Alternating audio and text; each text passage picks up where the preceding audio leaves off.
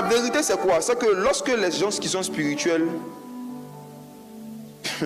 font face à certains problèmes qu'ils ne connaissent pas, par ignorance encore, ils veulent forcément donner une explication spirituelle à un phénomène. Et quand il n'y a pas ils ne reçoivent pas quelque chose de clair, ils inventent une explication. Tous les gens spirituels font ça, c'est pas que les marabouts, beaucoup de chrétiens évangéliques font pareil. Quand ils se retrouvent devant une situation qu'ils ne comprennent pas, un problème qui est répétitif, ils disent ça c'est esprit 2, puis ils mettent le nom. Cette semaine, je ne sais pas où il était où là. Et puis j'ai entendu quelqu'un qui dit que l'esprit de sommeil me quitte. Esprit de sommeil. C'est la personne avait vu qu'elle avait sommeil vraiment bizarrement dans certains endroits et tout. Elle ne va pas remettre en cause son régime alimentaire, le fait qu'elle a l'habitude de manger un plat cali foutu vers minuit. Elle va dire esprit de sommeil.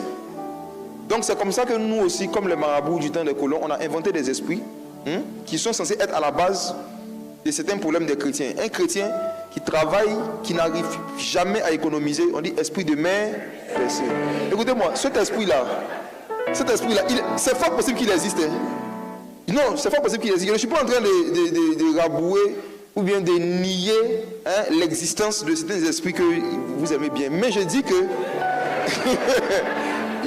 j'essaie juste de dire que est-ce qu'il n'y a pas une exagération souvent dans l'explication, dans l'origine de